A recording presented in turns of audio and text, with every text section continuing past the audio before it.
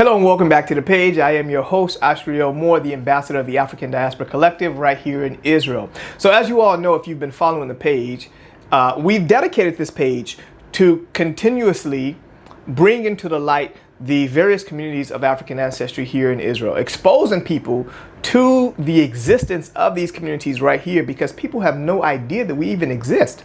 Look, we're talking about out of the 10 million people who are residing right here in Israel, 5% of the society are people of African ancestry. We're talking about the largest concentration of African Americans outside of America in any place in the world, which is residing in the Village of Peace in Dimona, Israel, the African Hebrew Israelite community.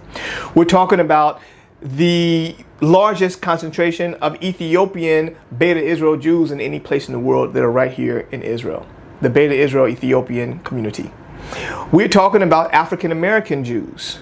We're talking about Afro-Palestinians. We're talking about Afro-Bedouins. We're talking about Igbos. We're talking about Togolese. We're talking about asylum seekers from Sudan and from Eritrea. We're talking about those who are from Ghana who've migrated here. There's so many communities of African ancestry that are right here in Israel that people have no idea about. And when you hear about Israel, when you hear about the Israeli-Palestinian, Israeli-Arab conflict, you never hear anything about the brothers and the sisters who are on both ends of this conflict. What are we experiencing? How are we experiencing this? Where are we in this entire calculation? We don't even ever come up. Nobody ever talks about us. Nobody ever bring us or our experiences to the forefront. And so I'm dedicating this page to that very specifically, right? To continue to shine a light on the various experiences of the communities of African ancestry here in Israel. The good, the bad, the in-between, the triumphs, the challenges, the ugly things, the things that people don't want to hear about. This is what I'm dedicating my page to. And so if you noticed, I've had firsthand accounts from people who are giving their accounts about their experiences both here in Israel, so like Afro-Bedouins and Ethiopian community and the African Hebrew Israelite community, and some things that you may have wanted to know about these communities that you may have heard or read somewhere, but you weren't familiar with or you weren't sure about. So I'm trying to help to level the playing field here so people can be, or at least have, an inside look into these communities. And also in the Palestinian Authority side, or the Palestinian territories, where you have Afro-Palestinians that people have no idea about. And for the first time, you're hearing about their experiences as well. And you're saying to yourself, I thought that this was a binary situation. The Israeli side are clearly white people. The Palestinian side are clearly brown people. The Israeli side are oppressing the Palestinians. The Palestinians are indigenous to the land. And that's just the end of the conversation. But then you find out that it's so much more complex. There's so many more layers to this that people have no idea about. You had never heard about the Afro-Palestinian community and what they're experiencing, hundreds of thousands of them who are residing in villages in the West Bank, for example.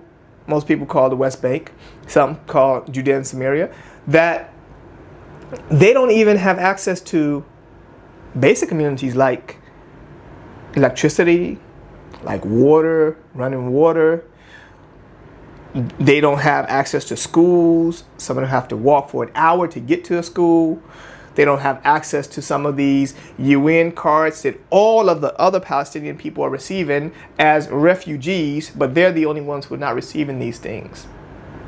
But they're considered on the Palestinian side, but they're being rejected by the Palestinian side. And then within Israel, you have people who are living in Israel, who was born and raised here in Israel, who love the country, who are not involved in politics, have no interest in that at all. They just want to live their lives. And the majority have returned to Israel seeking a spiritual pilgrimage back to the land of our ancestors for some.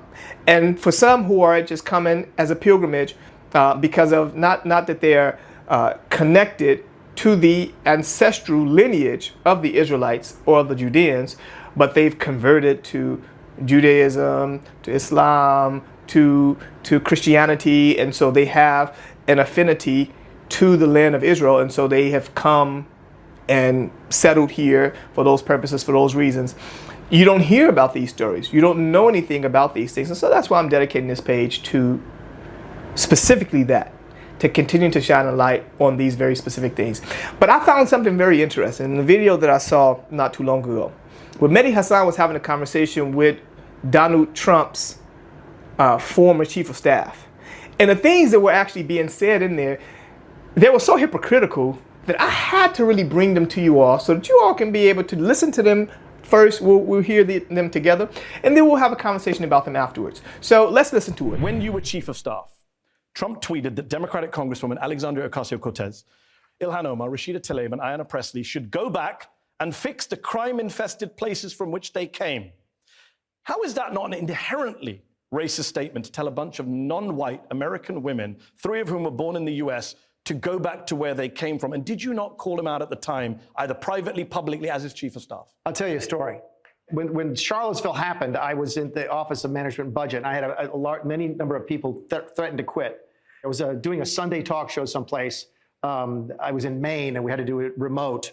And Charlottesville had just come out. This is where he was allegedly said there was good people on both sides. I'm walking out by myself, and a very imposing looking African-American man followed me down the hallway by myself. And I'm like, what is going to happen? He's like, hey, Mulvaney, are you going to see the president later on? I'm like, yeah, I am. I think why. He goes, you tell him Ronaldo said hello. He's the best boss I ever had. I'm like, what is that? Okay. He goes, I was the cameraman on The Apprentice for 10 years. The best boss I've ever had. I've seen him interact with folks of all races. Respect. If you have a black friend, it doesn't mean you. It doesn't. It doesn't. It absolutely it doesn't. But that's not. When he tells non-white women to go back to where they came from, is that not racist? Who knows better about whether or not somebody's a racist? You or the person that might have interacted with him for 10 years who is a minority? Well, all the 4 women who got the racist abuse said he was a racist. And you don't think politics has anything to do with that? All right, how about all the black and brown people watching who have been told since they were kids, go back to where you came from playground onwards? It is the most racist insult known to black and brown people. I can't speak to that. I can speak you were chief of staff. I can speak to Donald Trump, not a racist. Hold on, you've told me earlier you know the job of chief staff. I don't, so I'm asking. Yes. Is the job of chief staff to say something when the boss puts out a racist tweet? Publicly, no, never. Privately, did you call him out and say you I don't talk about what like I said to the president privately. You do. No chiefs of staff do. You do. Very rarely. It's funny, you can tell us a story about Ronaldo and you went and told the president and you've told us what the president said. Yeah. But when it comes to what he said about to you when you apparently may or may not have called him out for racism. I did not, let's be perfectly clear. I did not call him out for racism on this because I don't believe it to be racist. Why not? Because I know those people. Okay, what country is Ayanna Pressley from?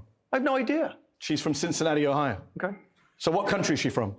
She's American. So why did you say to tell her to go back to the country from which she came? Because this is how Donald Trump communicates. Genuinely, explain to me how telling a black woman born and raised in the United States By the way, to go back to the country she came from until you is told not me the racist. story, I didn't even know she was a black woman. I don't know who she is. You should probably work in politics more. You don't know who members of Congress are, senators are. All right. Alexandria Ocasio-Cortez. I could pick her out of a lineup. Where is she from? Is she Puerto Rican? She's born in New York City. Okay. And Puerto Rico is part of?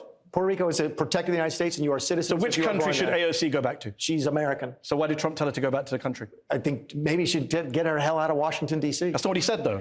Here, let me read to you. They originally come from countries whose governments are a complete catastrophe. But, what is he talking about? Betty, if you're trying to convince me that Donald Trump is a racist... I'm not trying to convince you of anything. I'm asking you on television with an audience watching to explain to me in good faith, what did Donald Trump mean when he told... He's trying to shut them up. By making racist remarks. I don't consider them to be racist. Why? You don't. And I'm asking why. Because I know these people, and I do not believe that was racially made up. No. You know someone doesn't mean a statement's not racist. So this is why I find it super hypocritical, right? On one side, you have the former chief of staff of Donald Trump, who is trying to defend these clearly racist statements from Donald Trump, right? Claiming that they're not racist and otherwise, and then, injecting that old line of, I came in contact with a black person who said, tell Donald Trump that he's the best boss that I've ever had. And just like Mehdi Hassan said, this is one of those cases of, how can I be a racist? I have a black friend. There's a token black person here that I can be able to point out to and say, this is my friend. So there's no way in the world that I can be racist. There's no way in the world I can have any prejudice against any type of people because I know one person. He happened to be my, my next door neighbor.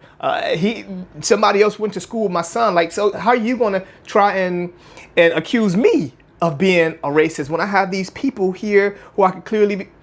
And then on the other hand, you have Mehdi Hassan, who is a brown person who was born in the UK.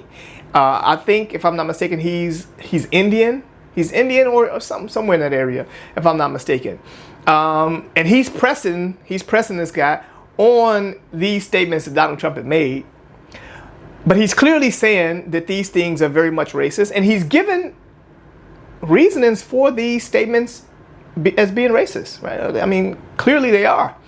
But he's explaining them in such a way where if you took his explanations and tried to, for example, apply them to people of African ancestry residing right here in Israel, they wouldn't hold. They wouldn't stick. And here's why they don't hold this and why they don't stick. Because the people of African ancestry who reside here in Israel all the time receive these type of remarks from the people that he put into one cluster. He said that this is inherently racist towards black and brown people. Right?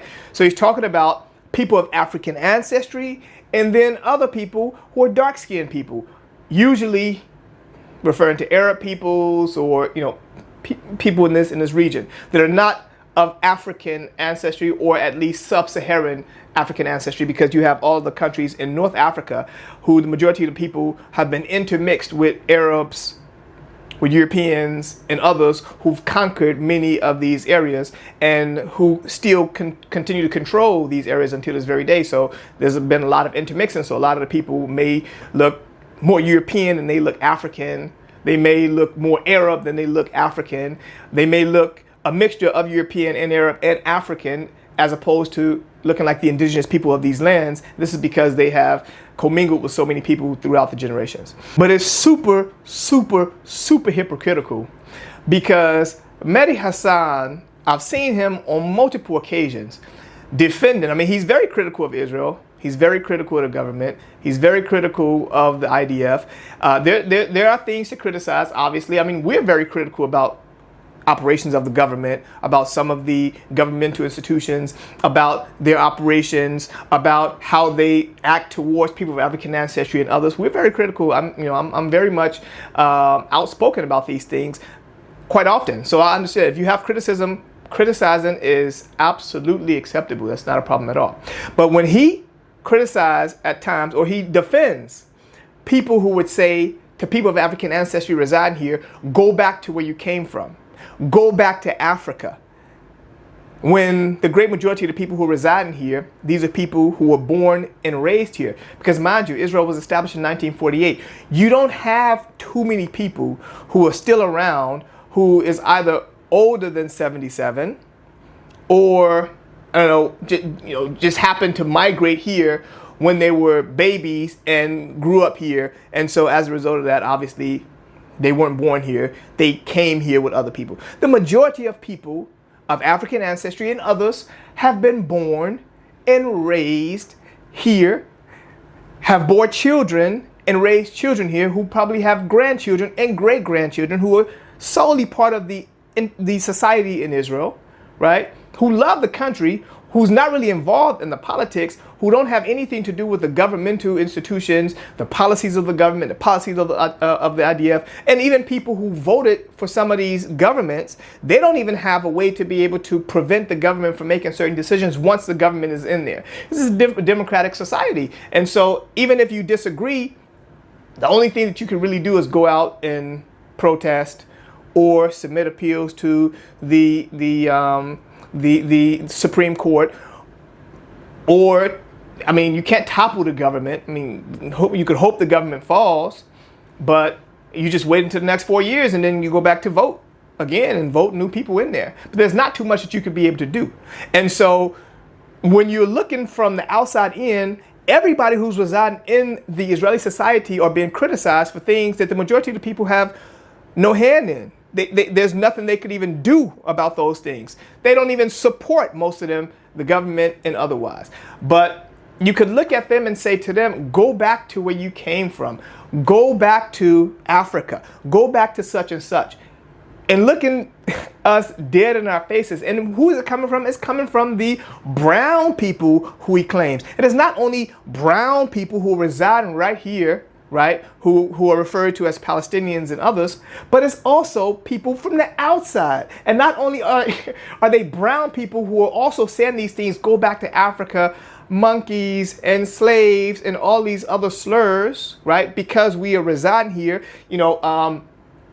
baby killers and colonialist settlers and all of these things. But the majority of people who you're talking about, these are people who were born here. So how is that not inherently racist to say to people of African ancestry and other people who was born here, who live here, who are part of society, who are just living their lives, that they should go back to where they came from, or to blame them for actions of the government or of the governmental institutions that they have no dealings with and they have no way to be able to change those things? That is not only inherently racist, but it's also super duper hypocritical. Super duper hypocritical.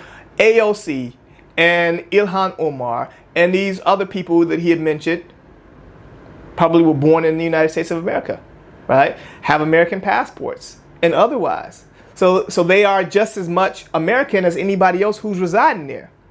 But you say to them to go back to where they came from, saying that is inherently racist. And some of the worst things you could say to people of brown skin and of black skin, as they claim. We don't have black people. You have people who are dark-skinned people. You have people who are African people. I mean, there are other ways to refer to people as opposed to referring to us as black people. But nonetheless, it's acceptable. It's perfectly acceptable for people who reside here in Israel. For brown people who are expected to be our allies, who are expected to be in the same grouping as us, being or experiencing these things at the hands of Europeans and others, and being told these things that are inherently racist, but then it becomes legit when you're saying it to people who reside right here in Israel. And I can show you a bunch of screenshots. I'm not going to do it, but a bunch of screenshots from people who say these things not only to me, but to a whole bunch of other people residing here of African ancestry, saying go back to where you came from, and all these other racial slurs that come along with that. And I'm sure that Mehdi, Hassan have seen these things, and other people have seen these things because they've actually gone viral. And you have people of African ancestry who've spoken about these things, who've spoken about these racial slurs, who've spoken about the blatant racism coming from the people, the very people who you would expect or who say that they're supposed to be our natural allies. But this is how they refer to us. So you wouldn't know about these things happening on this side of the world, because being so far away in the West and having so many other things to deal with over there in the West, most times you don't even have time and energy to really go deeper into the society of Israel and experiences of people of African ancestry, or even other people who reside here in the society, or to even understand the breakdown of the society, the makeup of the society, the people who reside here. You don't even have the time, the energy. Probably you're just too lazy to really go deeper into it to be able to understand that we're here and then know the experiences that we're actually experiencing on the side of the world. You don't do it. Why you don't do it? Because, I mean, we have our own issues to deal with. We'll say free Palestine and we'll say a whole bunch of other things, not really understanding what we even mean by that. When we say from the river to the sea, Palestine, not even understanding what we really mean by that. People of African ancestry, not really understanding how all of these things that are happening on this end are affecting people of African ancestry on both ends, that we are communicating between us with the people from the Afro-Palestinians are communicating with the people on Israel's side, right? The Afro-Israelis, or the Israelis of African ancestry who reside here in Israel. We're communicating regularly. We're talking and exchanging information and visiting each other and all of those things. Exchanging experiences, seeing how we can be able to work together for a common cause that we actually have, that we're experiencing some of the same things on Israel's side, and they're experiencing it at the hands of the Palestinian Authority and others. We're working together. But people who are looking from the outside have this very narrow and binary view of what's taking place here. And so you have a brown person sitting with a European person. They're both talking about the racism or the lack thereof of Donald Trump, which actually represents another thinking in the society of America at this moment. So it's not just him, MAGA movement and all of those people who support these type of activities, these type of actions. They're talking about how racist it is to have such comments towards people who are born and raised in the country and just as much part of society as anybody else. But they're not really talking about it because they believe that these things are inherently bad. They're talking about these things because they just happen to be, I don't know, politically expedient to discuss right now. And so, as always, they're going to use people of African ancestry and the experiences of people of African ancestry to say, look how bad this is, Mehdi Hassan side. And then on the side of Donald Trump, well, that's not even, it's not what it really sounds like, because we have some black friends and we have some people who we can be able to show who absolutely support, which they do have people who support the MAGA movement and otherwise, right? But these are not people who are the great majority of the African American society in America. But the experiences of people of African American society in America and people of African ancestry here in Israel and otherwise are not really highlighted for the purpose of really trying to right the wrongs. It's just using these things because they're politically expedient for whatever the agenda is that these people both represent. And you see how these people both represent different sides of the spectrum, right? But neither of them actually represents our interests. They're just using it for their political purposes. Mehdi is using these things because he's on the right and he's on the left, and he supports these people, not because he really supports their agenda, but because, like he said, these are black and brown people. So there's something inherently connecting between he and them. And the other guy on the other end is trying to shun these things because he's saying that, like he said, this is political. So it really has nothing to do with social justice, or it really has nothing to do with how these people in society actually view people of African ancestry in society. It's more so about how we could be able to win a few more points politically by using people of African ancestry as a bait to be able to put people in a position that will be politically compromising for them. You have to really watch these things and see them, because we experience these things on this side of the world very often. Why? Because the majority of the people who are on this side of the world would be considered black and brown people. And so we have to get along with each other. And then because it's only us, now you're able to really see the real dynamics between us when it's over there and we seemingly have a common enemy or common cause, or something that we need to work in conjunction, a common enemy or a common cause. Then we need to unite on that basis, but not because we really need to unite and work together to be able to change the current condition of both peoples. So we'll ride along with these people as long as it serves our purpose and it helps us to progress more in society. But then when we no longer need them, then we could leave them behind and move forward. That's when you hear about multiculturalism and you hear not about African American struggle, black struggle, but now you're hearing more and more about civil rights, more so for what they call colored people, and people of African ancestry are not included in that grouping in society. Colored people, then those are the people who are actually moving forward and still leaving the people who fought for things to change in the society on their behalf.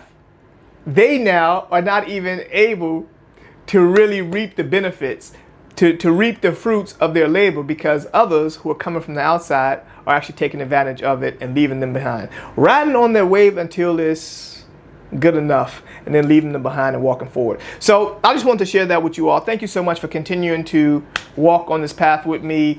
I appreciate you. Y'all are going crazy with these subs. Continue to do so, please. Thank you very much. I love you, and don't forget to like, subscribe, and leave me a comment below if you're feeling any of what it is that we're discussing here. Until then, you have a great day.